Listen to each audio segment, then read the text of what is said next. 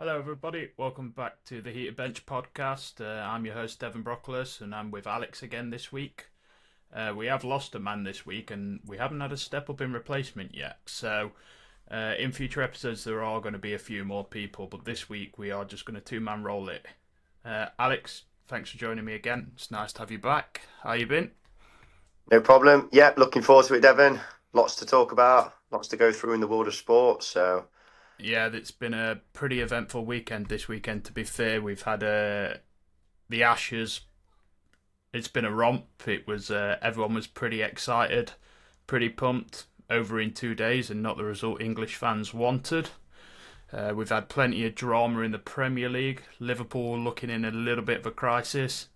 Man U not capitalising on having the extra man. VAR strikes again. And I think the title race might be over already, but we'll go into that later.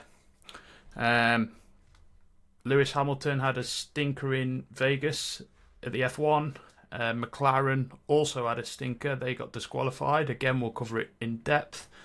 And Luke Littler's carried on his absolute stomp of everybody by winning the Players' Finals. But yeah, I think best place to probably start this week, mate, is where we left off last week. We obviously did the preview of the Ashes. There was plenty of excitement, plenty of stuff we wanted to cover. We probably didn't cover it all. But going into that test, I think everybody thought it was a pretty 50-50 test. We were gonna see this style of play that England have against the grit and the determination on Aussie soil. The question was always going to be who could England cope with the Australian conditions. I think they answered that question themselves. So we'll recap it really. England won the toss, chose to bat first, put a pretty dismal total on the score of 172. I think Pope top scored on that in 46 with 46. Stark took career Brooke got best 50. figures. Yeah, Brooke got 50 as well. Stark career best figures of 7 for 58. Pretty unbelievable spell of bowling.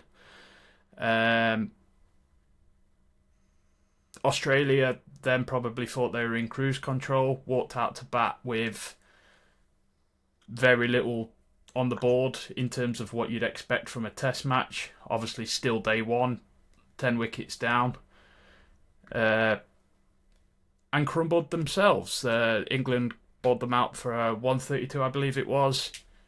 But I must say, England's bowling performance in that was magnificent. Archer set the tone early. He was quick, aggressive, took poles. And he was backed up by all his bowlers, to be fair. Carse picked up 3, I believe. Stokes picked up another 5 there. So it was, again, game on. Going into the third innings, you got a tasty 60-odd run lead. And as an England fan, you're just thinking, bat time, lads. We play the shots when they're there, but just bad a bit of time. England being England, stuck to their guns, went full aggressive. Scott Boland learned from his first innings bowling performance, got it spot on, changed the game in my opinion. Everyone talks about Stark and obviously the innings from Travis Head in the fourth innings. But in my opinion, bowling, learning and getting it right was what changed the game. Pope again got a 30 odd, and I think Gus Atkinson actually top scored in 37, so that shows you that the top order once again have not really done their job. Was bowled out for 164, meaning Australia needed 205 in 3 days. They ended up finishing it in 3 hours. Travis Head walked out at the top of the order. Usman Khawaja, back spasms, struggling a bit. Travis Head's put his hands up, offered to walk out, open the batting, and played baseball, and absolutely destroyed England. 123 off 88. Marnus picked up 50, and the game was done inside 2 days. What's your take on it? there's a lot to digest there. First of all, I don't think England actually played as bad as people think. Obviously, yes, the result is very poor, but I think England did control large parts of that test match, particularly obviously when we were bowling first. And to get into a position where we were 50 for one with a lead of 100, so effectively we were 100 for one.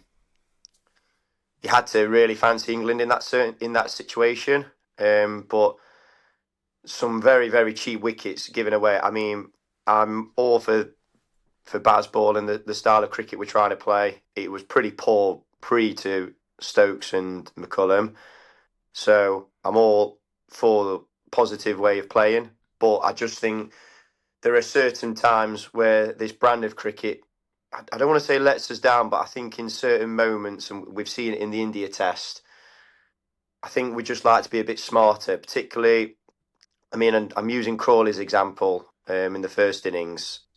Sixth ball of the test of the series, and he's wafting outside off stump, which is giving the Aussies a lift. It's giving the crowd a lift. So, yes, I'm all for the positive play. And the free roll McCullum's giving everybody's brilliant, but I'd like them to be a little bit smarter with it, which I think in crucial parts of this test we didn't demonstrate. I think if you put Australia in the situation we were, where we were 50 for one, effectively 100 for one, they post Yeah, a score that yeah, they probably look to defend. yeah. You're probably looking 300 plus there, aren't you?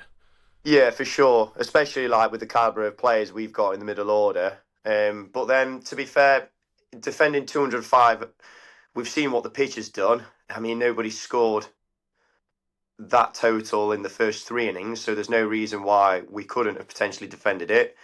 But we got the plans massively wrong. We just kept bowling short and short to head, and he just kept pulling it, cutting it, Yeah.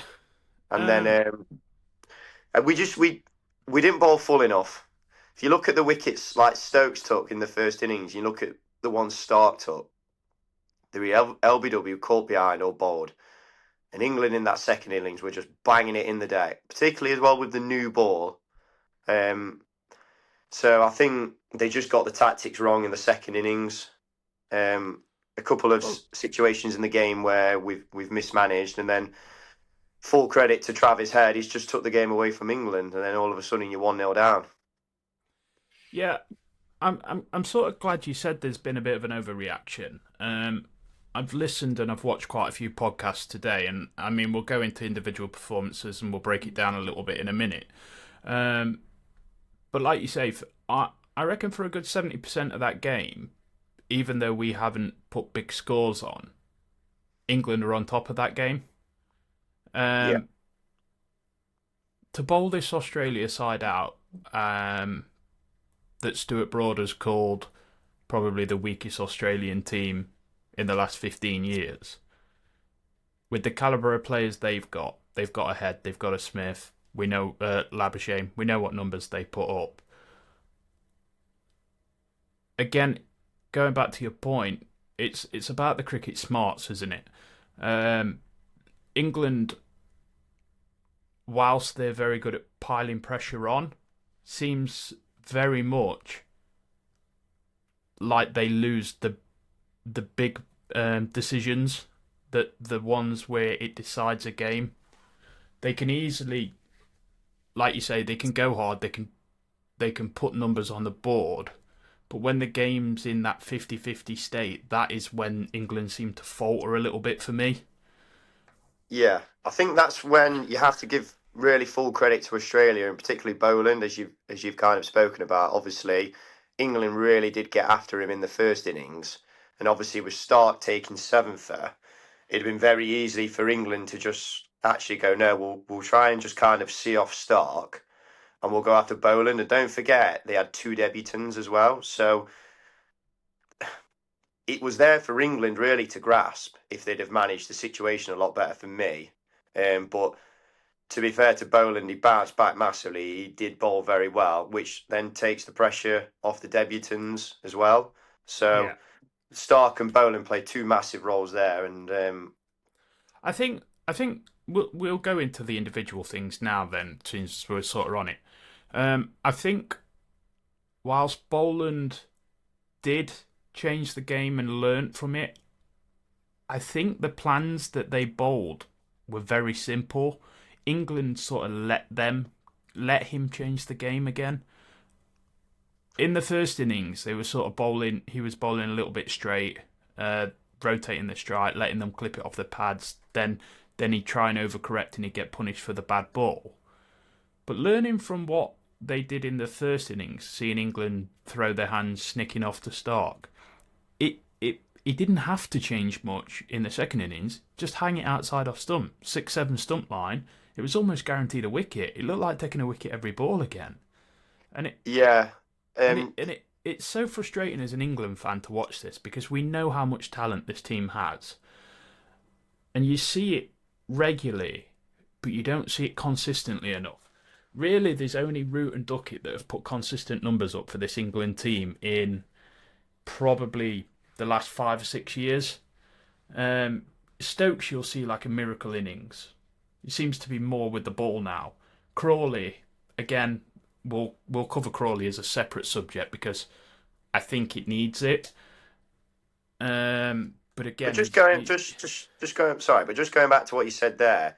I mean, I fully agree with you, but when you say like Boland's hung it outside like your fourth and fifth stumps to England to go at, and he's paid dividends because let's be honest, that pitch was having a lot in for the bowlers. Obviously, you've got the new ball. That's where England went wrong in the second innings. We were banging it in short, banging it to a guy who likes the pull shot, and ultimately he's took the game away from England.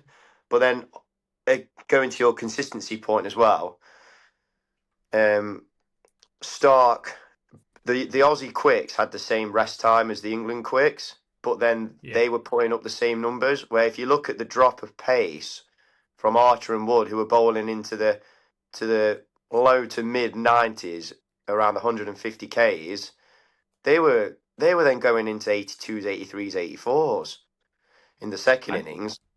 I know a lot of the comms were sort of saying that England probably had 20-30 too much, is what's coming out of a lot of the Aussie commentary boxes.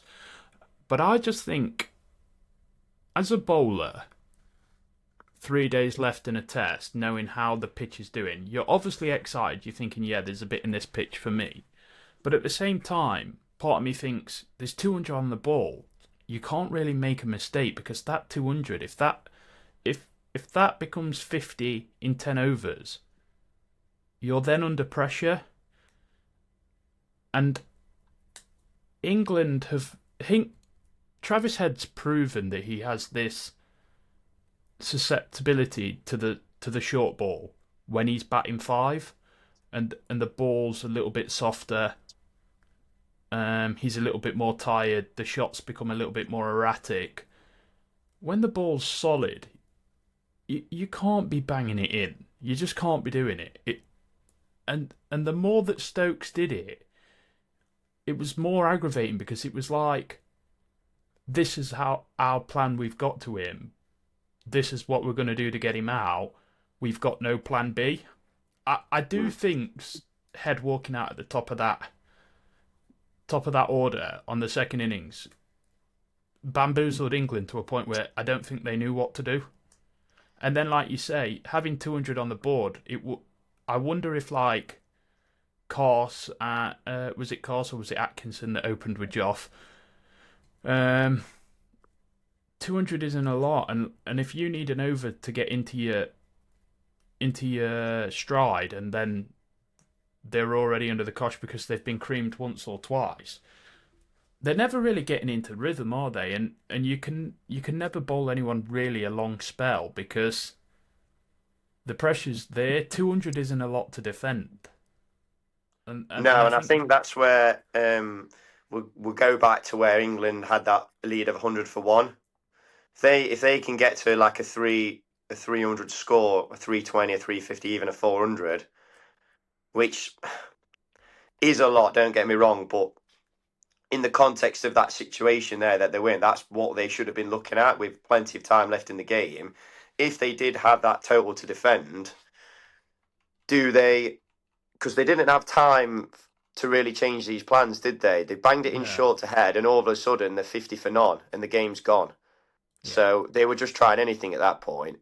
Yeah, So it was if they've it got a became little bit more desperation, time, didn't it? yeah, if they've got more time in the game, then maybe they can get to drinks, they can get to tea, they can get to lunch, and they can kind of regroup. But full credit to Travis Head, he's just took the game away from England in ways that we know he can do, and he's done it to England before in the last series in Australia. Yeah. Um, so yeah, just key moments in the test where England got themselves into good positions. I felt they've let it slip away with poor management of the game. Yeah, well, Um, it's England lost all their wickets in clumps as well. Like if you look at each individual dismissal, obviously Crawley's first dismissal was an absolute disgrace. You don't do that six ball the innings. I think Duckett got a pretty good one from Stark swinging back in LBW. Pope looked really really good first innings. I'm glad he did because it goes back on my point from last week that I genuinely think Pope is England's pivotal player. A lot is being said about Harry Brook and Joe Root. I personally do think that Pope has to perform because he's going to play as an opener more than he is as a number three because of how the top two play. Root, don't really know. You don't really know what to make of Root both games. Like he wasn't there enough to. You can't really discuss Root like you discuss Crawley because Crawley's going to do that more times than not, and Root isn't. So Root's a little bit of a throwback. Again, Harry Brook looked really good, but they go short on the big grounds and he can't help but take it on. I think he's just, again, managing the game. He's got to think about it a little bit.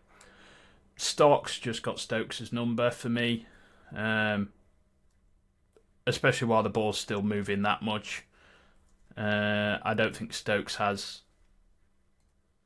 I know Stokes has got these miracle innings in him, but I don't think he's consistent enough to play that when it's under pressure. That's he needs the game to be on the line for Stokes to sort of to play a massive part for me.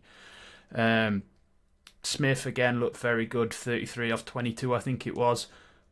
But you're going at more than a run of ball, just slow it down a little bit. You know you've got the tail to come in after you, and I know he probably took it on a little bit towards the end and ended up losing his wickets because obviously Stokes gets out, Brook gets out, and he's left with Atkinson, Karst, Jofra, Archer and Wood, who have all fell for single figures.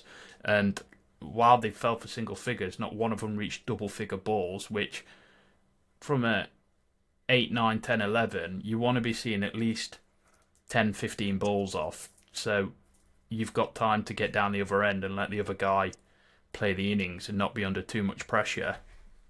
But let's not take away. I mean, Stark was magnificent. Stark does what Stark does, swings the ball around corners. Came back at the end, took the tail. Is exactly what you want him to do. I mean, Doggett didn't bowl bad. Boland got it wrong and got punished for it, so they changed that quickly. Lyon and Green both got punished, but I think obviously Cam Green picked the wicket of Duckett up, which was massive. But then you go to the second innings. Crawley, all right. I feel for him a little bit. That catch from Stark was a fantastic catch. But again, he's just pushing at it. He's not really sure on what shot he's playing. It's like he's trying to talk himself out of playing the drive. Duckett again flailing outside the stumps. Pope again looked fantastic, and then flails at one. And I'm just thinking to myself, why? Root plays a half-hearted shot. Brook, less said about his dismissal in the second innings, the better. And then you're into the tail again and the keeper. So I'm torn on it because whilst I think that it's a bit of an overreaction because England were in the game at all stages up until that final innings, I kind of agree with some of the old guard that they haven't learnt. They haven't learnt from previous tests. And again, as we've covered, key moments are the thing that they're losing out on. If you'd have put Australia in that situation where England were, as I've said, when they were 100 for one, and you've got Labuschagne and Head in 100 for one, they post a score and they put real pressure back onto England. So my concern now is, yes, the conditions were heavily favourable in with the bowlers, and the pitch showed that. But now we're moving to the pink ball test, where also conditions are going to favour the bowlers. And is it just going to be a repeat of what we've just seen? Well, it's going to be questionable. I mean, Stark is the maestro with the pink ball, but surely you've got to think they've got to think going into that now that they have to play Stark like they played Bumrah in the India series, and then try and take on Doggett, Cam Green if he's forced to bowl, Scotty Boland, Cummins is more than likely. Well, I think I was reading there's probably a chance Cummins won't play this test now because they've gone 1-0 up, and it'll give him another test to heal. And Hazelwood is out for the series now. That has been confirmed. Oh, is it? I thought it was. Yeah, I knew he was out for this test, which is a big plus for England because he does yeah. damage in the pink ball test. He tweeted earlier saying that he's gutted to miss the Ashes. He's put everything into it, and it's come up. It's not to be this time, which is good for English fans. Not so great for the Aussies, but the way the first test went, I'm not sure they're going to be too upset by it. Um, Yeah, I mean, you want to see obviously the best players playing and the best matchups, but end of the day, I it think gives I England a think better chance of potentially winning a test match. So, yeah, I think England will learn. I think they'll go into this pink test if they take the first innings bowling performance into that test. They'll be fine. It's down to the batsmen to learn, and I think McCullum will have them picked up. I mean, they've got something like 2 weeks now before the next test. I think McCullum will pick them up, get them together, keep them ticking over. Um, they'll probably not net too much. They'll probably just get their head down, get back as a group, lift the spirits, keep going. Otherwise, it's going to be a very long tour if they don't. well, they're playing a lines game, aren't they? And there's been a lot made about them not playing a pink ball match, which I think. Yeah, so I think the Lions are playing at Canberra against the President's 11, aren't they? And Oh, is that right? there's been a bit of talk of from the old guard that sort of England players should be putting their hand up to get a game in that. I don't think that'll happen because I think they want to stay together as a group, and rather than sending some to Canberra and some staying here and there, I think they'll want to stay together. A Let's lot's been go. made of this. Sorry, but just saying, a lot's been made of this England preparation. Obviously, they played a lot of cricket back into our summer, and then they've gone to play in New Zealand. They've played the three match white ball series, which they lost 3-0, and it wasn't a great look for the batsmen. And then they're straight into the Ashes test. So I know they had a bit of time from the ODIs to the test, but it's one of them. If it goes well for England, your preparation looks brilliant.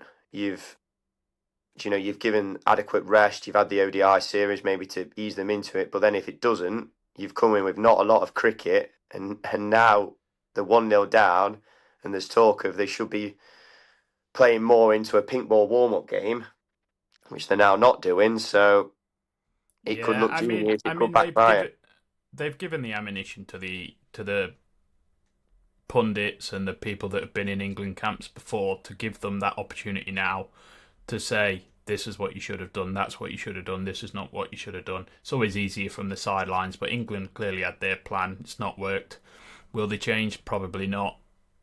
No. Frustrating for a fan, but it's if it works, it's also very exciting. Yeah, I'm just going to say this before we move on because I actually want to just cover Zach Crawley.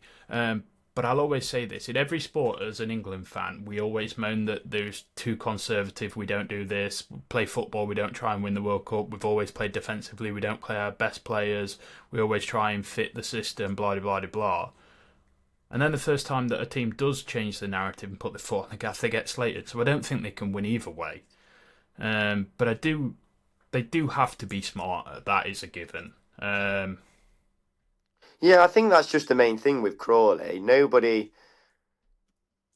in the side because he suits what McCullum and Stokes want to do, and he's at the top of the order. He's obviously there to make runs, but be positive and put the pressure back onto the bowlers. The problem is when it doesn't go well, which it hasn't recently, and you see the mode of dismissals that he occurs, then he just comes under significant pressure. And like you said Pope's the key man for the series for England, and the reason why he's the key man is because Crawley looks like getting out nearly every other ball, and obviously Duckett's quite vulnerable. I know he's coming in to some good form, but like you say, we just want Crawley to just play that fraction smarter. We don't want him to Well, change his style. We don't want him to go negative. We want him to be positive, but in just them certain key moments, as we've alluded to, you're talking the first over of the Ashes, just be that fraction smarter. That's well, all we're let me thinking. let me throw a stat out to you about Zach Crawley, and I've read this on social media today, and I have actually fact checked it. In 41% of his innings, they've finished in single figures as an opening batsman. That's not good. No. That's borderline idiocy by England by allowing that. I'm a big fan of Zach Crawley, always have been, and I get why they play him, and I would play him too, because there's nobody else for me that I see that could play a role in that team.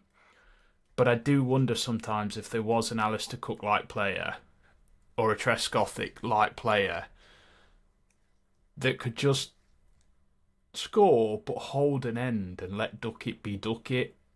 Like, Duckett scores fast enough playing his style of cricket without necessarily looking too out of it. Yeah. Zach Crawley, you just don't know what you're going to get. Like I say, you're going to get 100 or you're going to get nothing. And I don't know how much England can go on with it. But the problem is, again, who are they going to replace him? What are they going to do? Put Pope up the order and bring in Bethel at 3? I think we're in the same predicament because Pope seems to struggle very early on in his innings. He's a bit falling over. He's a bit scratchy. He then gets a few away and he looks half decent. And Bethel's just got no experience. You can't expect a kid to walk into an Ashes series under pressure and perform. So I don't know what the answer is with Crawley because I don't think he's good enough, but I love watching him play. Yeah, and like you say, I don't think there's anybody who fits the mould of this brand of cricket they want to play who's banging in the runs at the county championship. There'll obviously be people scoring runs, but are they players who are fitting this brand of cricket? I mean, look, with Hamid's gone in, he's had a go, Well, Sibley's had a go, Burns has had well a go. looking at the county champs briefly today.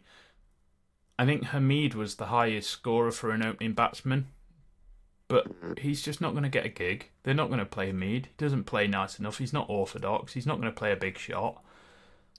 And he played the last Ashes series down here, and I don't think he did that well. No.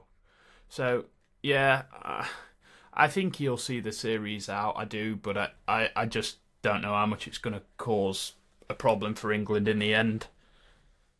Well, I mean, he's played over 50. Is it 50 Test matches he's played now? Over 50. So that, yeah, and on that It's a stats, lot that of means it's a lot of cricket. yeah, and on that stat, that means if say he's played 50 tests, you're looking at 21, 22 tests where he's single figures. It's not good luck. It isn't a good look. No. Um, Obviously, it's hard to look at future tests without knowing what's coming down the line, but this pink ball test is obviously critical now. England have to win this, otherwise it's just game over for me. And it'll probably be a 4-1, 5-0 if that's the case. I'm still pretty hopeful that England can go into this pink ball test, pick up the win, and maybe walk away with a 3-1 or 3-2 sort of victory. But it does really rely on this test. My question to you on this is, if England loses next test and it becomes a 3-0, 4-0, is that the end of Brendan McCullum and this style of play for England?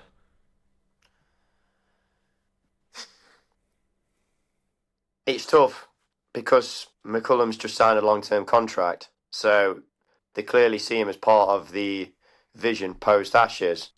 But I know what you're saying. Since McCullum took over, and particularly after the 2023 Ashes series, all the planning and all the test matches and all the preparation has been geared up to this series. So if they fail as they've done in terms of the last previous series down under, where do they go from there? Is it then planning 2 years down the line for the next Ashes? We Well, this can't is we, it. I we don't can't be think you treating can. England cricket every 2 years because of the Ashes. Um, so it's tough. Look, McCullum's done a good job. Would I say it's brilliant? Probably not. I enjoy watching the England Test cricket team when it's going well. When it's not, not really. And they've actually not won that many tests and that many series than you think. Yes, they were Yeah, I winning don't a think. lot. When they were winning a lot when McCullum and Stokes first took over, but they haven't won that many since. I don't think they've Um, won a series in like past 5 or 6. Is it that they've played now? Obviously, yeah, they've played Australia twice. They've played India, the big boys of cricket. But if you want to be a powerhouse, you have to compete in them, and it's very clear now that England are only on that borderline. Um, the way I see it is Baz has now took over both sides of the coin, so the test and the one day stuff. I can very much see both Stokes and Baz stepping away from the test side. And just, I think Stokes will probably stay as an all rounder, but I think his captaincy, I don't think he'll want to captain any other way than what he is doing now. And if Baz goes, I can see them looking at replacing him with maybe a Brook. Um, I don't know. I find it odd. I just like you say. I don't see what the end goal is after this Ashes test, or after this Ashes series. Sorry. Um, It's a tough one. It's a tough one for us. yeah, and we're just hoping England are competitive in this series. Obviously, they had the chance in this first series, and look, the pink ball test is going to suit some of our bowlers. And if we're being a bit of devil's advocate, the fact they've lost in 2 days now gives our bowlers 3 days extra rest, which Yeah. looking at that innings from particularly Wood and Archer, like I say, we're bowling into the low mid 80s, they need that. Any So changes for the pink ball test? Duckett and Crawley, Duckett and Crawley are going to play again. The middle order is going to be the same to Smith. If Archer and Wood are both fit, you want them both playing. So I can see them going with the same 11. Maybe they'll opt for a bit of a bowling change. Maybe Will they Bashir bring a comes spinner in. in?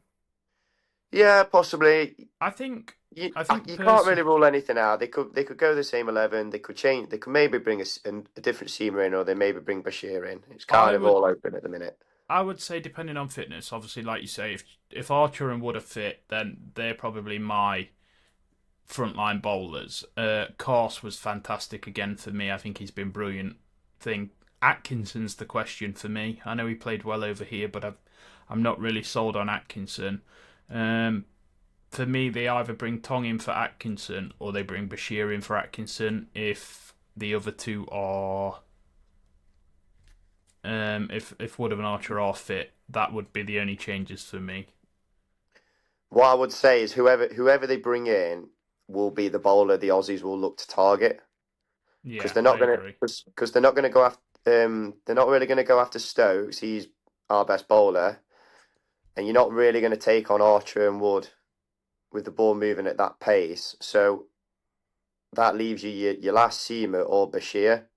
So Yeah, whoever comes in will be under some significant pressure. Obviously, they've not played the first test. They're coming into the day-night test against a confident Australia with Head coming off a destructive innings. So whoever comes in will be under the pump. So it'll be interesting to see how they go. yeah, I agree. Right, Alex, we're going to move it on. Let's change sport. Let's talk football. I have the results from the weekend games here. Just pop them up on the screen now so you and everybody else can see them. Um, we started the weekend off with Chelsea on Saturday. From what I see, From what I saw of the game, they didn't play great, but again, they've picked up points against a Burnley team that seemed to be struggling. West Ham 2-2 with Bournemouth after being 2-0 up. Their fans will be getting super frustrated with that. Brighton Brentford looks like a toss-up game. Obviously, 3 o'clock, we don't get to see a lot of. Um, Fulham picked up the win at Sunderland, which was massive. Sunderland have been playing really well. They'll be pretty disappointed that they've not got a draw at least out of that. The big one in the 3 o'clock games, which I'm surprised wasn't televised. Forest turning over Liverpool again at Anfield. They did it last year. They've done it this year, and from what I can tell, Liverpool are in a serious problem. Palace picked up a 2-0 win at Wolves, and then Newcastle, Man City was a pretty incredible game to watch. It was probably my game of the weekend. I know a lot of people will say the London Derby on Sunday, but I think this game was end to end. It had everything. Both teams, both strikers. I think Haaland had 3 or 4 good chances. I think Walter Maida had 3 or 4 really good chances. Both keepers had a pretty good game. Moving on to Sunday, Leeds took a 1-0 lead against Villa and couldn't hold it at home, which the home games are the games that for me, Leeds need to win or at least pick points up from, because they look dismal away from home. Then we had the the North London Derby, which for me, I was losing my temper with. 4-1 you'd think was the most entertaining game of the weekend, and honestly it was the most boring game of the weekend. We'll go into that a bit deeper though. And then last night, a crazy result with Everton winning with 10 men against a pretty poor Man United side, but who have picked up results in recent weeks, so you would have expected a little bit more from those. That's the overview. It puts that puts Arsenal, I believe, 6 clear of Chelsea at the top of the league. But yeah, some points I want to talk to you about first. Let's go into the Liverpool game. Let's go into Liverpool as a whole. Liverpool have spent a significant amount of money on some pretty big named players this summer. Clearly, the team isn't gelling and the performances aren't there, but I believe they've lost 7 of their last 10 games now, only picking up wins against Frankfurt, Villa at the time, who was just starting to pick up, and they had a pretty impressive night in the Champions League against Real Madrid. But then you look at the other side of the coin, they've lost to Brentford, they've lost to Palace, they've lost to City, they've lost to Forest.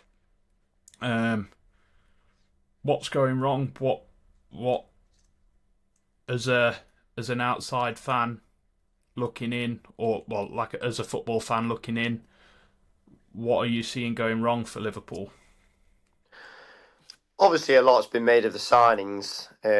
They've not really hit the ground running as people would have thought. I mean, not to the fault of some. I know Isak obviously coming late. He didn't really have a pre-season. That's fine. That can happen with various transfers. Wirtz hasn't really hit the ground running, nor has Frimpong. But I think one of the main problems with Liverpool at the minute, and it's been spoke about, and I'm going to come on to it in a bit more depth, is just the lack of physicality and pace in the side. If you look at the games that Liverpool have won, they've won against kind of a more technical opposition who like to play football. So I know Liverpool beat Bournemouth on the opening day. They like to play football. They beat Burnley. They're not really the side they once were in terms of physicality. They beat Newcastle. They like to play. Villa like to play.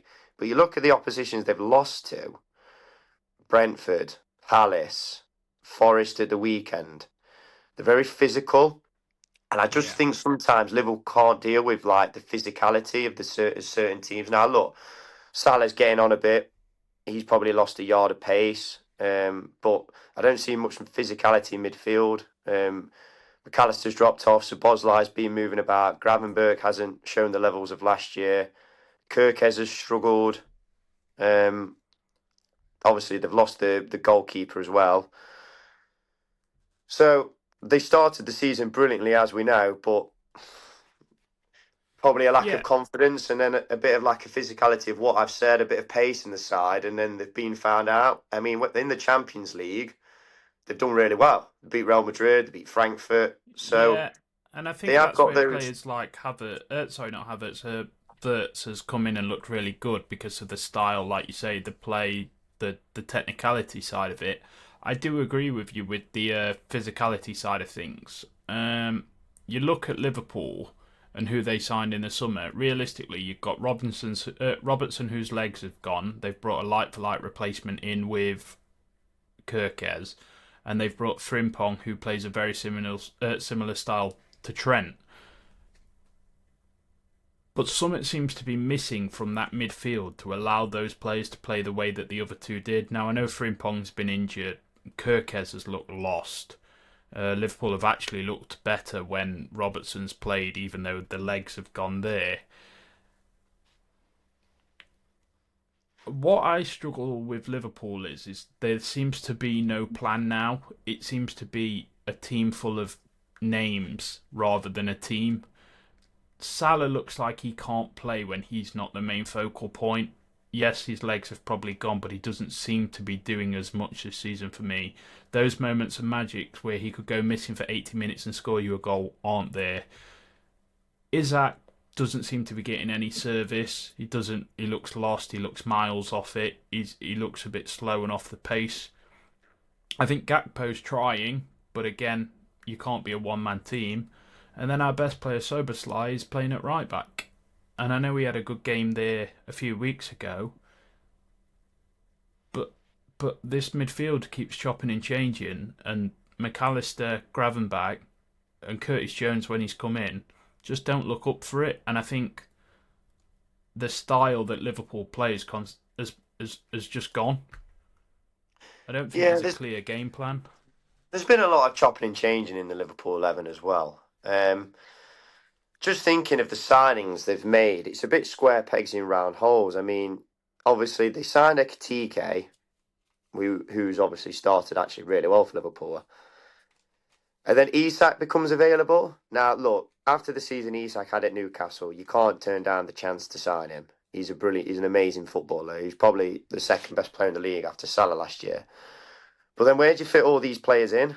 Where does Verts play? You spend £110 million on him. You can't fit him in. And like you say, Salah, coming off the back of last season, is undroppable. And then Gakpo's been the only one, really, who's kind of knows his role and knows what his role in the team is, and has been quite secure in the start 11 and has put up some numbers. So, but it seems he's the first one to get dropped. So, Yeah, look, it's all for Slot to figure out. it's He has got some problems, but he needs some of his bigger players to step up at the minute. I'm afraid. Obviously, look, Isak hasn't scored a goal yet. Salah hasn't hit the forms of last year, and nor has Verts. I'm a bit concerned about Verts. I'll be honest. Obviously, I'm not a Liverpool fan by any stretch of the imagination, but you look at the reputation. He came in from Leverkusen. He had a couple of brilliant seasons under Xabi Alonso. He was very sought after. Like, let's not kid ourselves. He was very sought after. A lot of clubs are after him. Liverpool were lucky to get him. And look, I appreciate players need time to bed in and get adjusted to, the league, a new culture, a new language. I get all that. But for 110 million as well, and you look at the top players, they hit the ground running. You look at Van Dijk going to Liverpool, just hits the ground running. You look at Cantona and Rooney and Ronaldo and those kind of players for United, your Drogba's, your Salahs for Liverpool, Torres's, your Suarez's. They just join and hit the ground running because that's what world class players do. yeah. So my thing would be, Verts hasn't hit the ground running, and look, there's still plenty of time for him to do that. My just concern is he going to get to those heights we saw at Leverkusen? Well, in my opinion, with Wirtz, I think what they tried to do is I don't think they were 100% sold on Soberslai last year. I think what they wanted to do was hopefully probably Wirtz hit the ground running and then drop him into that position Szoboszlai would then just become the sub, and they would rotate. One would probably play more in the Champions League. Wirtz for me now almost looks like the price tag is the only thing that's making him play. Mm. He hasn't hit the Would ground you running, as you say. could you say the same for Isak as well, considering how well Ekitike started? Yeah, yeah, I guess so. Yeah, I think the point with Isak is he is the best player. Last season he was best striker in world football. Haaland had a bit of an off season, but Isak in that Newcastle team was phenomenal. But again, the team was built around Isak. They've got three guys in midfield that would just give him the ball. Everything would be on a plate for him. He's not going to get that at Liverpool. Salah wants the limelight. He's not going to think. I mean, the amount of times I am screaming at my telly for Salah to just lay a 2 yard pass across the box or pull it back or whip the ball in. I think, personally, I think Liverpool will improve when Salah goes to AFCON. I think that's Okay. when I think that's when Liverpool will start picking up again because they'll be forced to play somewhere else. I don't know whether they'll push Wirtz out to the right because they haven't really got a replacement for Salah. I don't know whether they'll push Wirtz to the right, keep Szoboszlai in the middle, play Gakpo, and just play a style of football of get that ball in the box um, to Isak, or whether he'll just not play Wirtz and he might put Ekitike on the right because I think Ekitike's played across the front three for PSG before, hasn't he? But I Frankfurt as well. think, and Frankfurt, I think that's what will kickstart Liverpool's season. I think that is where Liverpool will pick up. One of my biggest problems with Liverpool at the minute is defensively, they look miles off it. Konate is, for me, Konate clearly doesn't want to be there. He's got his sights set on Madrid. They've offered him this massive contract. He's not signing it. He doesn't want to be there. For me, I'd be saying to Real Madrid, tell you what, chuck us 15 million or 10 million in Jan. You can have him now. We'll then go and buy another centre half and bring in Gay, from what's being reported is that Gay's probably got a bit of a verbal agreement with Liverpool with the way it went down in the summer that Liverpool will be for his first choice. So that's what I'd do with them. But I just I don't. so sorry. I just think on Liverpool's defence, they've had a lot of turbulence. Obviously, they signed Kirkes, who was brilliant for Bournemouth, and everybody was saying Robertson had really struggled last year, which he had, which is fine. Like that happens to top players. Obviously, Gay not signing has proved it's potentially been very costly. Even if you just take Konate out the firing line for a few games, you bring a top player in like Gay, and it can some of them results can just change, and then all of a sudden Liverpool are maybe fourth and fifth, and it doesn't look as bad.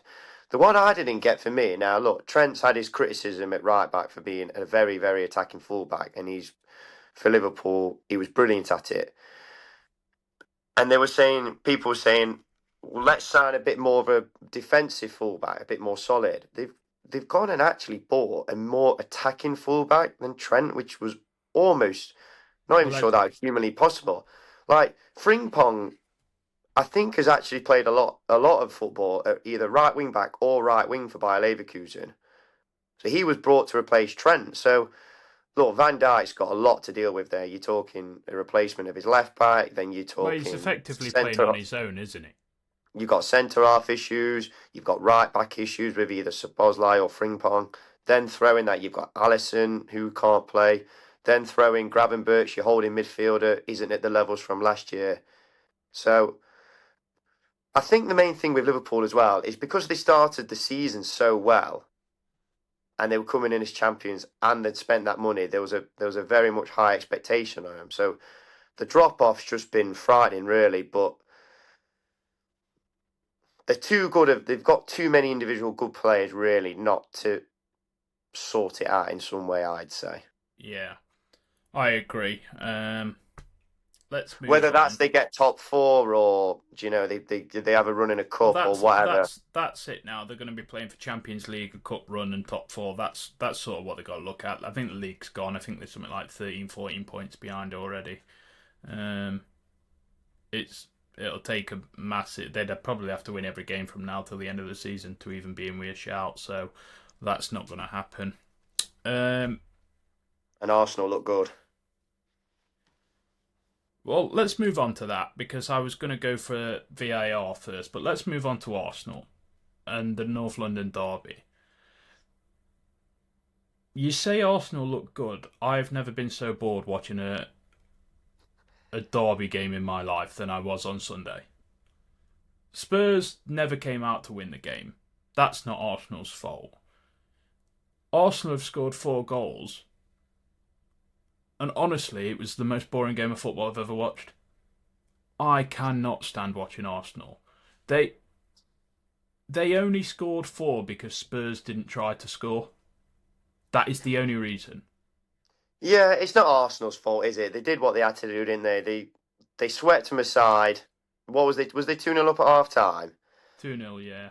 So they were playing in what, gear two in the second half, like I think preserving players, making sure they're fit. I know Arsenal they've got a hard run. Who have they got in the Champions League this week? I can have a quick look. They play Bayern tomorrow. So they play Bayern and then they play Chelsea on at the weekend. So look, Yeah. Arsenal have got a fairly tough run in, and obviously with the lead they've built up now, and the running they've got, they're going to want to try and preserve players as much as they can. So look, Arsenal did what they had to do. Tottenham were just Tottenham, aren't they, in the big moments? I know Frank's got injury problems. I get it, but look, nobody ever fancied Spurs to get anything at the Emirates. So But they didn't try. That's the problem with it. It's similar to when like Sheffield United came up last season. Not a single game did Sheffield United play last season where they tried to win a game of football. They just tried to not lose. Whereas at least when Luton came up, they played football. They attempted to try and take points from big teams. Um, Leeds have done it this year. Sunderland have done it this year. I mean, Sunderland obviously the recruitment was massive. They've played a big part. Their season will be interesting when they get to AFCON and they lose a few of those players. I know it's not Arsenal's fault, but I think there's a stat this season that 60% of their games have won by a single goal, and of those goals that have come, they've come from a set piece. Like I know football has gone a little bit old school this season, where teams are playing long throws, they're using set pieces. It's more physical. It's slowed down. The game seems a whole lot more thing. I just don't like Arsenal's style of football. I don't look at any of the Arsenal players and think these guys are superstars, and that includes Saka. I I think the only time Arsenal ever look half decent is when Odegaard plays. And I know he's injured, and that's not really their fault. But I just do not enjoy watching Arsenal at all. I actually think it's a travesty that they're going to walk this league this year. whether you like it or not, you have to say it's very, very, very effective, and they've found a way of playing that suits the style of players they've got at the minute anyway. Because don't forget, Arsenal they've had injury problems themselves. Obviously, Gabriel's now out. Odegaard's had injury problems. Havertz has had injury problems. Martinelli has. Gyökeres has. On paper, Arsenal probably have the best 11 in the league when everybody's fit, and I'm sure Arteta would like to play a more exciting brand of football as he did in the 2 seasons they finished second, as he did in them seasons. But I don't think he's capable at the minute with the injuries he's had. So he's just reverted to this set piece style, which ultimately keeps getting him wins. And look, Arsenal are just so solid at the back. They're so good defensively at the minute. So wherever they fight, they feel or they can find they can just nick a goal, they'll just take it and move on and keep the clean Yeah, sheet. I guess for them it is just about winning the league and winning that big trophy that's eluded them for these years. So I get it to a degree, but I just don't like it. As a guy that's not big into football anymore, like I watch football, I'll always watch football. It's the sport I grew up with. I just I just want to see exciting football now as a fan when I watch it, and I'm just not getting it. Like the Everton game last night, even though Ask the United were Arsenal really. fans. Ask the Arsenal fans if they like it though.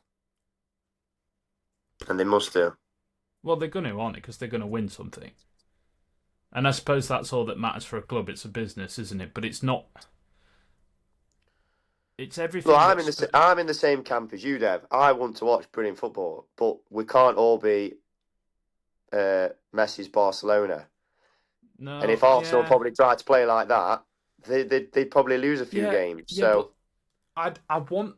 It's going to sound a bit hypocritical because they've just won 4-1 and I've said it's boring, but I want to go and see them blow the teams away. I want to see them go to Leeds and put 5 past Leeds. You know what I mean? I want that start. I don't want them to leak goals. I don't want them to be every game be a 3-2 thing. I just want them to look like they want to win a game of football rather than nick a game of football. That is the only thing for me. That is the only point I have on Arsenal. I don't really like Arteta, but again, he's doing a job. we'll maybe see on to your point when he gets his full 11 back in the business end of the season, probably post January when the FA Cup started, Champions League knockouts, were really into the title race. When he's got his full team back, we'll see if he changes or we'll see if he continues with his brand of football.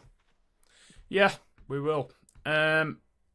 We'll quickly cover United and then we'll move on to some other sports. Don't want to run on too long. United again, poor. I know they've got injury problems as well. They've got a few players missing. And Dewsbury Hall scored an absolute worldie. But you've got to be putting a 10-man team away. You've got to be coming away with a point at home. It's incredible. They've gone on this run of games where they've had 3 or 4 wins. They've picked up points. They've looked half decent. They come back after international break and it was like watching them 7 games ago, 8 games ago. They look completely lost. No team coercion. Xerxes never looked like touching the ball, never mind scoring. I don't get it. They were down to 10 men, he kept 5 at the back, and then he comes out and says, I'm not going to change the system just because they've lost a man. This system should do this. I don't get him. I would be pulling my hair out as a United fan. In fact, my dad, who's a season ticket holder, has been once this season, and it was last night, and he said today he's not going back. That's how bad it is. Yeah, you're going back to like Arteta there. You want something like as a United fan to get up for. And look, Arteta's doing that with Arsenal by getting the volume of wins he's getting. Or you look at like a Klopp or a Pep or whoever when they first took over, and you can see you get signs that you cling on to as a fan. You don't get them with Man United at the minute. Look, and Bomo and Kuna have come in and done brilliantly. Now, obviously they've got Fernandes, but Fernandes is playing in the wrong position. He can play as an 8, but his best work's done in a 10. And it's hard. He was getting on the ball, but he was getting on the ball so deep that he can't really affect the game. And like you say, Amarin's just lack of adaptability to change the game. When the red card goes, you've got to be thinking, right, we need to get a couple of goals and just kill this game, just kill it. But at 1-0 down, it's like you say they've got 5 at the back, they're sitting back, and you're like, what is going off here? Like, it's not good to watch. It's not really getting results. So, look, Ruben Amorim he's not going to be the long-term manager of Man United. If you asked anybody now, do you think he's going to be in charge in 2 years down the line? I can pretty much guarantee the majority are going to say no. So, unless somebody else comes available, yeah, I don't really know. I don't really know where I, he's going to be taking the team. I think recruitment was poor again from United. I think they've signed players based on a decent season rather than what they're gonna do. Like, I get he sort of wanted to bring Sesko in. Sesko's gonna hold the ball. You're gonna have Cunha and Mbuemo run off of him. He'll hold the ball up. They'll make the overlap. Ball will be fed in. Blah blah blah blah. But then, like you say, you've took your best player away in Bruno there because now Bruno's sitting in a position where he can't dictate the game. So he's a waste of time. He's a waste of talent there. I think you've still got the issue of I think you've still got the issue of you need somebody with some legs alongside him if that's where he's going to play. Casemiro, Mainu, they're not going to do it. They're not good enough. Uh, they're just not good enough. One thing I would say is I know you conceded the goal last night, but I'm quite impressed with the back five to a degree. I'm not so impressed with the going forward of the wing backs. I think the wing backs are poor. But what I am a little bit impressed by is how solid those three, Shaw, Yoro, and Delit, have looked in recent weeks. They don't look like leaking goals anymore. So I see that as a bit of a positive. But I just don't get it. This system clearly isn't working, and I don't understand how he's not learnt that. Yeah, just try and answer a few points you made there. I think going back to the system in terms of the midfield, I think I think a midfield two in the Premier League now only works if you've got Kante and Caicedo in there, or you've got Keane and Gerrard, Yeah. because otherwise it doesn't work. Like you say, look, Casemiro's had a brilliant career, and Mainu and Fernandes, they're fantastic players, but in this particular system, whoever plays gets exposed as a two. Um, Mainu, Casemiro, and Fernandes could play as a three. Fantastic. And then you're playing Bomo and Kuna out wide, Sesko up front. Yes, that maybe work, but we don't know. But we've seen time and time again, Man United just get overloaded and overran in midfield. It is particularly as well when they're not even actual midfield players. I mean, look, Casemiro is a defensive midfield by trade, but look, Fernandes wants to get on the ball and push the game forward. So like you're talking like Kante, Caicedo, Gerrard, Keane. They are like very high disciplined, fit, very very physical footballers. And if you're going to play that system in midfield, that's what you need. I know he tried to sign Believer, but unless he solves the midfield problem out, this Nothing's going system to change. unfortunately will not work for me. Like you Yeah. say, I know the defense has done good, but look, it's easy to defend when you've got three centre halves and you're not really playing on the halfway line like Van Dijk does or like Diaz does in this for City when he first joined. So look, the defence have been all right, I'd say. I wouldn't say they've been amazing, hence why they're 11th or 12th or Yeah. 10th or whatever they are. So they've been all right. They're still struggling to score goals. I mean, they tried to get they had to get the ball to Ahmad and Bomo last night down that right side. They looked like making something happen, but when it went to Dallo and Shaw, oh god, it was so bad. And then whichever side it came at, they were just crossing into Mount and Xerxes. It was laughable at times. They're not going to get you a header. It was like they just didn't know what they were doing. They had Yeah. no identity, no plan to score, and it was like, right, we'll just spam crosses in. And that's what it felt like as a fan watching. Yeah. Agreed. I was going to talk VAR, but we have gone on a little while and we have got some other bits to cover, so we'll go hold off that. But again, we'll just say it's been an absolute disgrace all weekend. Needs to get a grip. Can I just say on refereeing in this country, back in the day, I say back in the day, but like 10, 15, 20 years ago, our refereeing in this country was fantastic. And as a United fan and you as a Liverpool fan, we'd go into Champions League games and we'd be like, the officiating in other countries or from foreign refs is a joke. They're horrendous. And now it's like completely flipped. Our refereeing in this country is an absolute disgrace. It's a talking point every game. But then when you go into the Champions League games, there's never anywhere near the controversy or the VAR problems as there is in the Premier League. Yeah, I think we'll like I say, we'll do an episode on covering football as a whole in the coming weeks. But I agree, it every game there is a problem, and it comes from somewhere. It's like the red card last night. I get the law is written. If a player hits another player in the face, regardless of its team or thing, it's a red card. But it's not a red card. It's just it's a small push. It's not a slap. He's not hurt him. Michael Keane's not going to be scarred by that. The Shaw tackle. for Newcastle against City. I don't know how it wasn't given as a pen. The ball's gone and he's got his shot away, but he's crunched him in the box. He's nowhere near it. And then the handball for Forest was a joke. But I could literally spend hours on this, and it really will be the heated podcast if we go into that, because I will lose my rag with it. So I'm going to just hold off this week. I do want to talk F1 though. I want to bring a few points up in the F1. Wow, this has opened the door massively. McLaren, both cars disqualified, finishing 2nd and 6th, I believe. Both points taken away.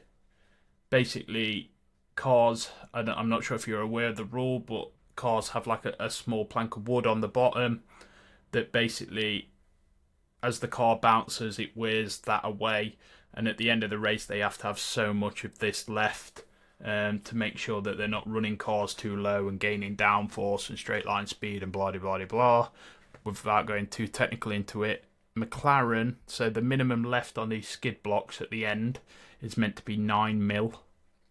McLaren, Lando was 1.12 mil below the minimum, and Oscar was 1.26 below the minimum. Both cars have been disqualified. Max now wins the race, seemingly from out of nowhere. Title challenge is on again. Lando's sat at the top on 390, and Max and Piastri are both on 366 behind. And all pressure seems to be on McLaren now. Well, it will be, considering they've held the lead for so long of the season already. I mean, how many races is left? There are 2 races left, so effectively 2 races left. Okay. There are 50 points available. 34 behind. Both Piastri and Max are 34 behind. All it takes is one DNF for that to be down to a single figure. Yeah, you'd like to think now that there not be a mistake from McLaren. Well, you'd like to think so, but pressure does silly things to people, doesn't it? True, but everything will be under the microscope now with them. You'd probably like to think they still get it done, but look, we know some of the antics Red Bull have done in the past, and if there's one team or one particular driver you don't want gunning you down, it's probably Max Verstappen and Red Bull.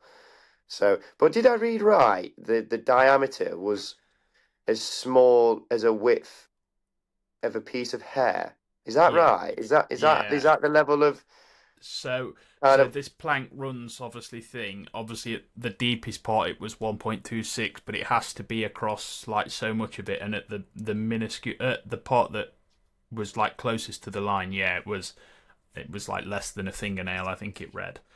Where's the last 2 races? Obviously, they race at Abu Dhabi for the last one, don't they? Where obviously Verstappen does have history there. Yeah. So Abu Dhabi, and I think Qatar's next. Which Qatar is.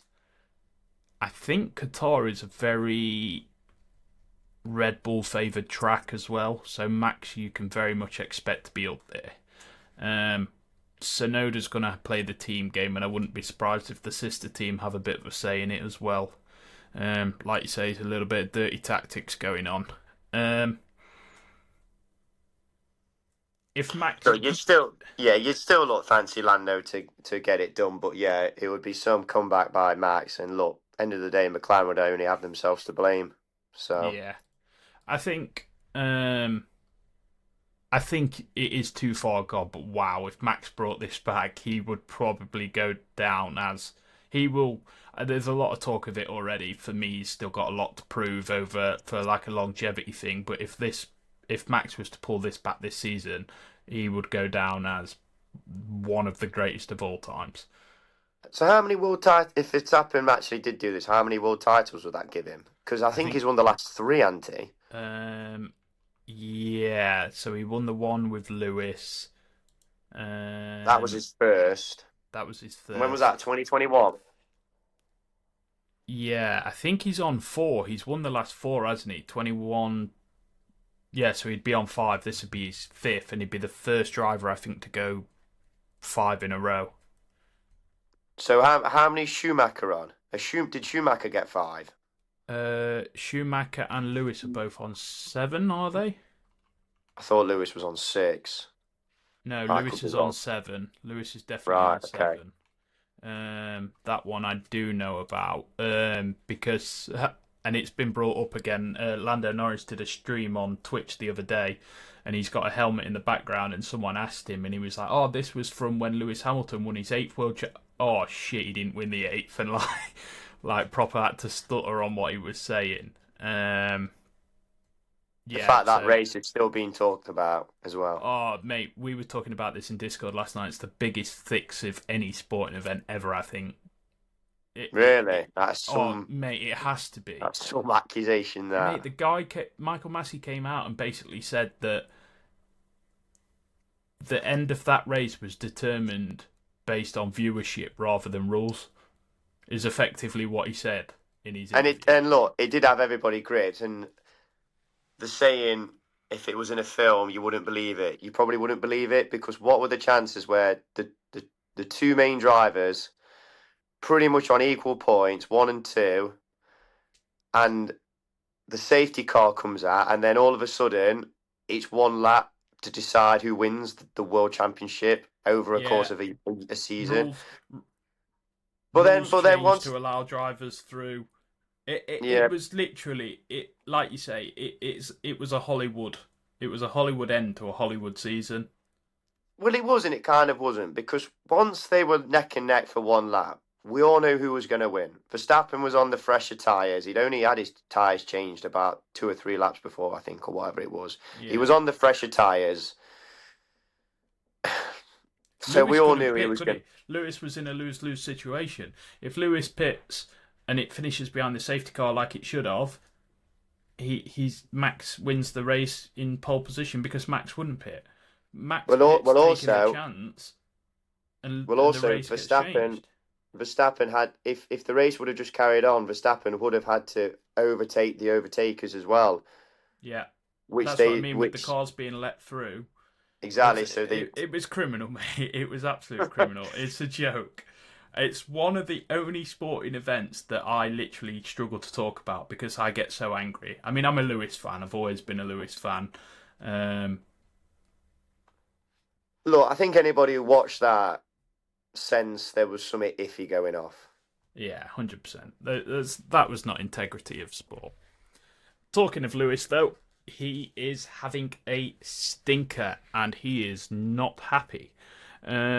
A lot of talk in the last few days is this could potentially be Lewis's final season. Um, Lewis qualified last this week in the wet in Las Vegas. Nothing caused that apart from his own driving. He had a stinker. He was just down bad. Ended up finishing in the points 10th, which you would expect that car to do anyway. He was interviewed after the race and was asked, "Are you looking forward?" Basically, the interviewers get two questions to drivers. The first question was, "Are you looking forward to the end of the season?" To which Lewis replies, "Yes." What are you excited for next season? To which he replied, "No, I cannot. I do not want it to start. Not looking forward to it at all." That It doesn't must be put. hard though for the caliber of driver that Hamilton is, where he hasn't really competed for the last 4 or 5 years. And look, I wouldn't be surprised if there's still a bit of bitterness about that race with how it went down. But Oh, there will be. The but what problem do you is think with the? though. Go on. Go on, you go first. No, I was just going to say, what do you think with the dynamic in Ferrari at the minute? Obviously, they've got effectively two number 1 drivers there. So do you Well, think they're going to be long-term planning with Leclerc, or do you think they're going to give Hamilton maybe another couple of years and well, I maybe he think can that reignite some old form or whatever? I think the problem was that Ferrari have struggled for a while. Ferrari haven't hit the heights that they are now. You ask any driver ever who they want to drive for on an F1 grid, it will be Ferrari. Ferrari are the pinnacle of F1.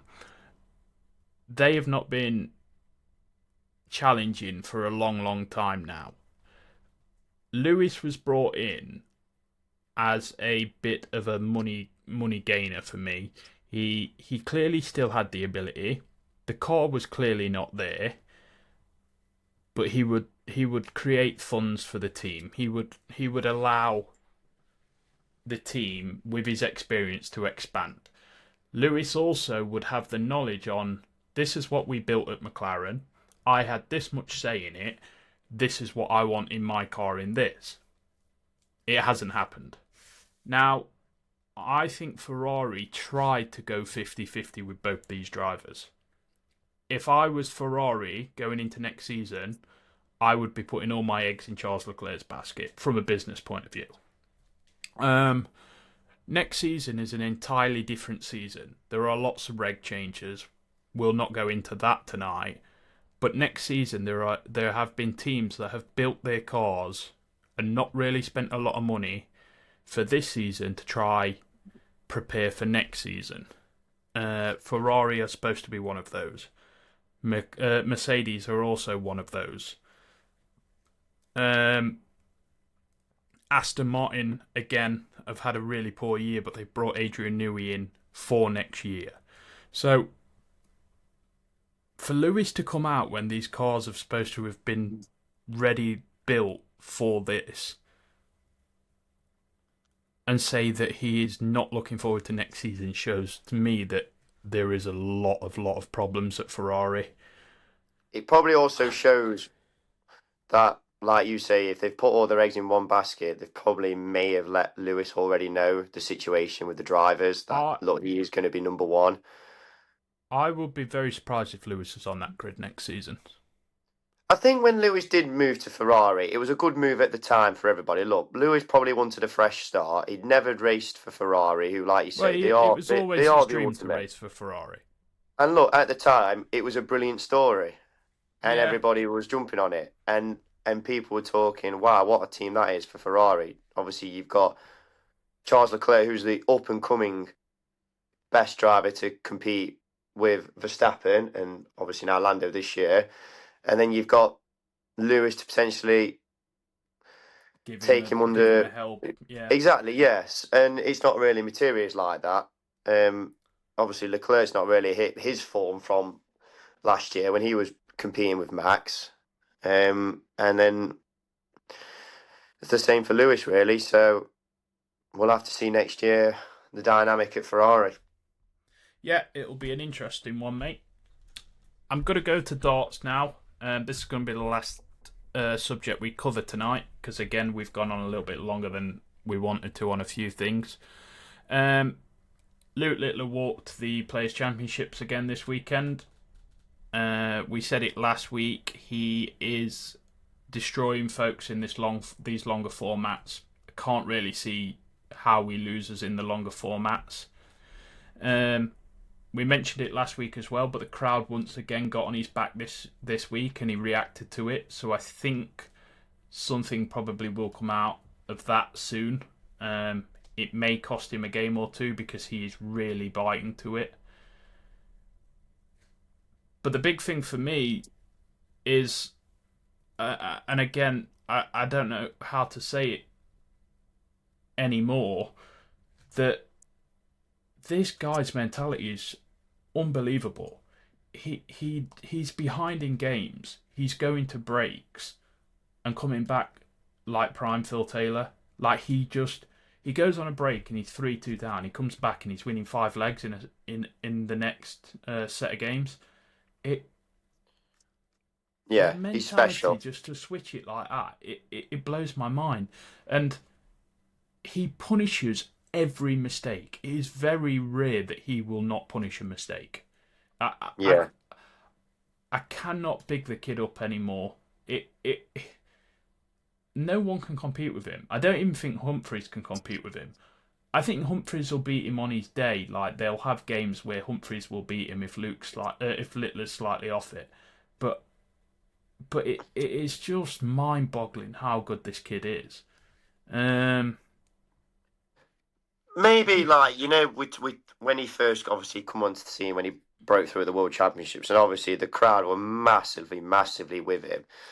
We'll have to see maybe down the line if the crowd consistently are against him, which they won't be. But like you're talking maybe the odd time in games where they maybe shift their focus to his opponent. Where how can that affect him? It hasn't really seemed to at the minute, and he doesn't ever seem to get rattled by his opposition either.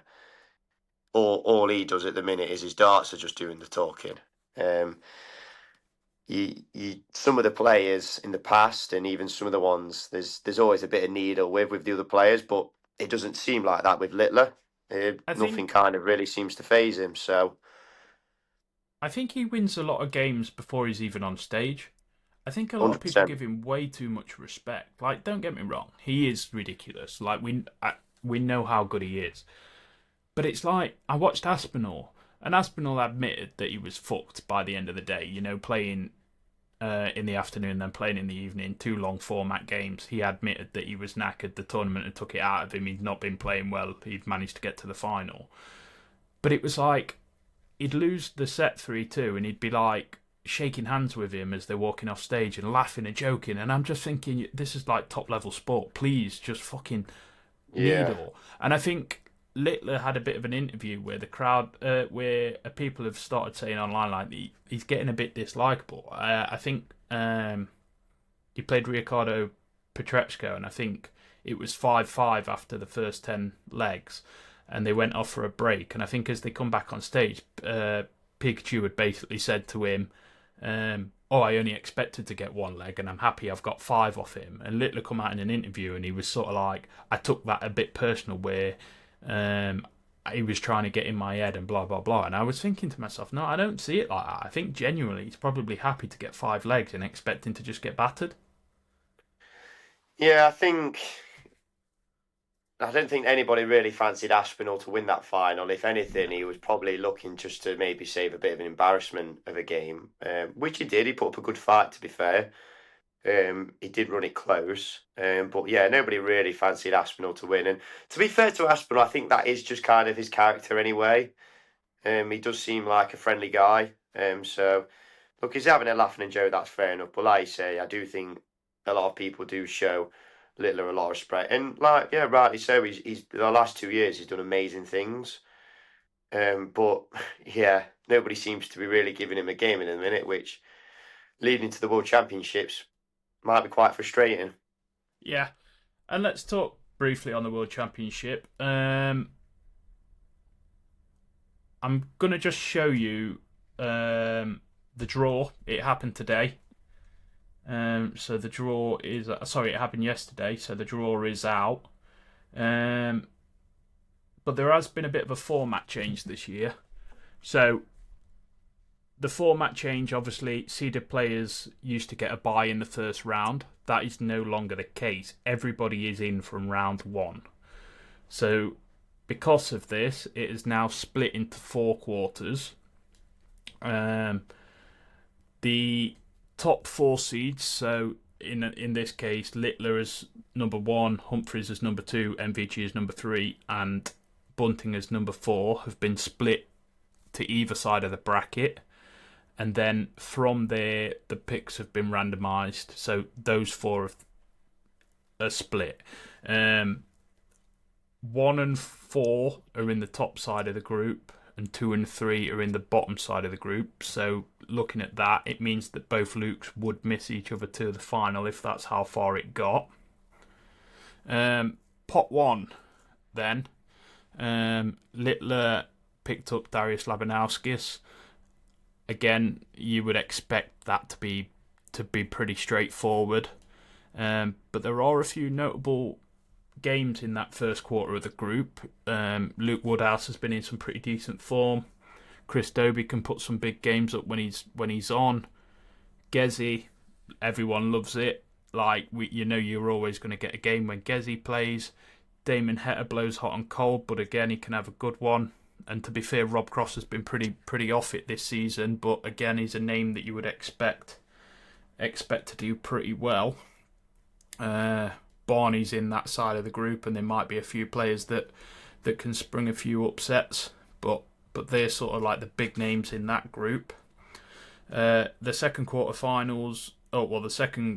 the groups, you have Bunting, Johnny Clayton, Michael Smith looked pretty decent at the Grand Slam. Looked back to a bit of fourth. It'd be nice to see if we can get something rocking with Bully Boy. Ross Smith's a big 180 hitter, can put some early numbers up if he's on form. Martin Schindler will have the support of the German crowd. The rest of the guys in that side of the group probably aren't really on form. Chisnell's not playing great. Ryan Searle's not really had a great season. Dirk can either play 100% or 5%, so that'll be a throwback each way.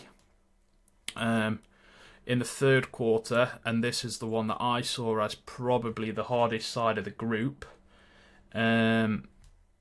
Humphreys, James Wade, Cameron Menzies, Wessel Nyman, Nathan Aspinall, GM Van Veen, and Mike De Decker are sort of the big names in that for me. And I think that side of the group is absolute madness. I genuinely think the finalist of this side of the group comes from this. I'm going to do a special in the lead up to the World Championship, and we'll go more in depth on it all. We'll get some predictions and we'll look at the games in depth. But I think if anyone's to stop Littler, it comes from this pot in the final. Group 4, MVG, Peter Wright, Gary Anderson. I'm sure MVG and Gary Anderson get put in the same side of the draw every year. Watermina can have a good game, but he's not going to challenge, I don't think. Danny Noppert is probably the best form in that side of the group at the minute.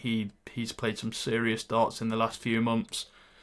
Josh Rock again on a good day, pushed Littler close the other day. So that's just a quick overview of it, mate. Like I say, we will do a special on this, but I just wanted to point out that the brackets and sort of how it's falling this year. Any early predictions? Any thoughts on it? No, do you know what though? I've never really liked the format of the World Championships, and I'll tell you why. Because a lot of the darts formats are quite similar in terms of they're just pure knockouts. Where the thing with the World Championships is obviously everybody's playing, but like I'd love it if it was a bit more like, is it the Grand Slam or is it the Grand Slam where they have the groups? Yeah.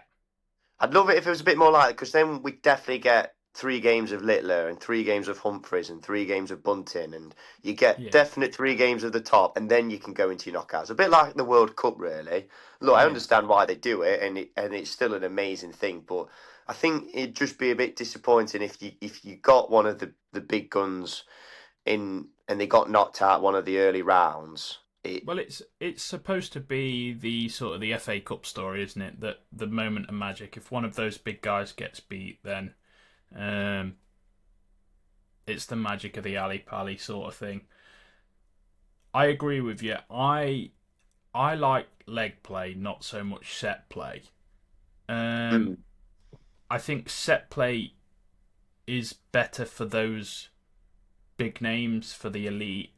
I think it gives those a chance more than it does. Do you? See, I somewhat disagree. And I'll tell you why. Because if you're playing Littler on his throw in a set, you can just throw the set away. Because you're not... So it's best of 3. So if Littler's on throw, he's going to win his throw, and then he's probably going to win the set, right? So he's two legs up, and then he'll probably win another to win the set. Whereas if you get him on your throw, that's your best chance to really kind of grind him down as such. Because if you play him over legs, he's just going to... Over 20 odd legs, he's just going to have you. Whereas you can actually... Let's say you're playing him and it's 1-1 against Littler. You can afford to have an offset, because then you can potentially pick up the next set. Whereas you can't afford to have a bad 3 or 4 legs against him in leg play, because the game's done. Whereas in set play, I feel like you can maybe have that bit of an offset and then come back and then maybe pick up the next set or something. So I think it suits in the earlier rounds. Trying to, if there is an upset, that can happen then. But look, as the tournament goes on, becomes best of 6, best of 7 is when like your bigger boys, it will suit them. Yeah. Yeah, I do take your point. I kind of agree with that. Now you've put it out like that. To be fair, it is the earlier rounds where the upsets are going to happen. Right, I'm gonna finish there. I just want to announce a few things though. I'd like everyone to start keep an eye out for our specials. We are gonna start doing specials around the big events, the World Darts Championship, the Boxing Day racing, the Super Bowl, the World Cup when that comes around, Champions League final, FA Cup final, Six Nations, all the big events. We're going to start covering in an episode that we can just talk in depth about what's happening in that tournament. Um, Will we do it for the golf majors? we will do some for the golf majors, not all of them because I'm not a massive golf fan, but we will cover them. The big ones, I know you like them. We might even let you host some of those and get those uploaded, and we can go in depth for that. We'll definitely do the Masters, probably do the Ryder Cup when that's on. Again, I'm not sure of the other majors because I'm not a big golf guy, but I'll do my research and we can have a go, or I'll let you host it and I'll just be a guest on that one. But yeah, we'll have all these coming up, and there is some behind the scenes going on as well that maybe this week, maybe next week, we're going to be getting some of the footage from our Thursday night darting sessions, Alex. Oh wow! Chucked onto a few reels. Might start doing a little bit of a vlog and uploading those so we can people can get an insight on what's going on and what we do in our off time as well. So yeah, what are you excited for that? Sounds like lots of fun. Looking forward to it. Right, I appreciate that, mate. Thank you very much. It's been a great night again. Recordings are going to be every Tuesday, and they will go live on YouTube and Spotify for now on Thursdays. So keep a lookout for those. And if you do have a listen, please follow the channel, subscribe, keep those notifications on. Follow us on social media at the Heated Bench Pod on Facebook and Twitter. But yeah, thanks a lot, Alex. It's been a pleasure again, mate, and I'll catch you next week. Cheers, Devin. Enjoyed it. Thank you. Cheers.